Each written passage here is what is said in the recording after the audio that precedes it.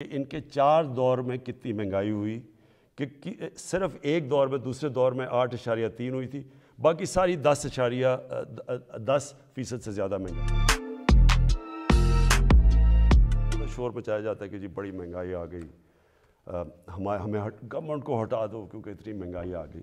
اب یہ میں نے جو آپ کے سامنے یہ فگرز رکھ رہا ہوں، یہ ذرا آپ کیونکہ سارے آپ چیک کر سکتے ہیں، آپ تو بڑا یہ زمانہ بدل گیا ہے، موبائل فون آپ کی جیب میں ہے، گوگل کریں کہ میں ٹھیک کہہ رہا ہوں یا نہیں کہہ رہا تو آپ کو پتہ چل جائے گا۔ اب ذرا یہ سنیں، پیپلز پارٹی کی پہلے دور میں 71 سے لے کے 77 تک 13.9% اوسط مہنگائی ہوئی اس دور میں۔ پیپلز پارٹی کے دوسرے دور میں 88 سے لے کے 2 سال ان کی حکومت چلی، 8.3% مہنگائی ہوئی۔ پھر ان کے پیپلز پارٹی کے تیسرے دور میں 94 سے لے کے 96 تک 11.6% مہنگائی ہوئی۔ پھر ان کے 2008 سے 2012 کے دور تک 13.6% مہنگائی ہوئی۔ اب یہ ساری نوٹ کر لیں فگرز کہ ان کے 4 دور میں کتنی مہنگائی ہوئی کہ صرف ایک دور میں دوسرے دور میں 8.3 ہوئی تھی، باقی ساری 10% سے زیادہ مہنگائی ہوئی۔ نون لیگ پہلا دور 90 سے لے کے 93 تک 10.08% مہنگائی ہوئی۔ دوسرے دور میں 97 سے لے کے 99 تک 7.2% مہنگائی ہوئی۔ اور ان کا جو تیسرا دور تھا جس میں میں آپ کو یہ بتا دوں کہ سب سے کم تیل کی قیمتیں تھیں ان کے دور میں، تو ان کے 5% مہنگائی ہوئی۔ اور تحریک انصاف جس نے جو اٹھتا ہے کہ جی مہنگائی میں مر گئے، تحریک انصاف کی مہنگائی ہوئی 8 ہمارے جو ابھی تک 3.5 سال میں 8.5%۔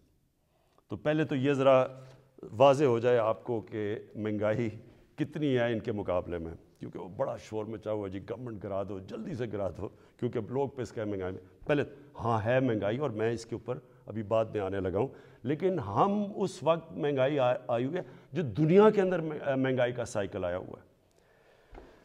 اچھا جی، پھر تحریک انصاف دوسری چیز کہتے ہیں جی بڑی ہماری نااہل حکومت ہے۔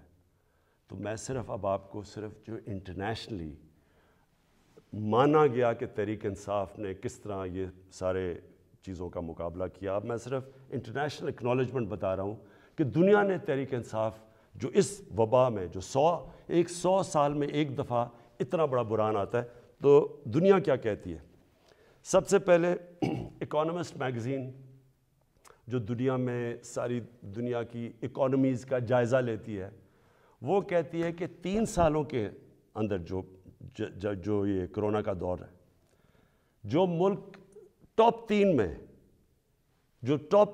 190 ملکوں میں جو سب سے اوپر، جس نے سب سے بہتر طریقے سے اپنی معیشت بھی بچائی اور اپنے لوگوں کو بچایا، ان 3 میں پاکستان ہے۔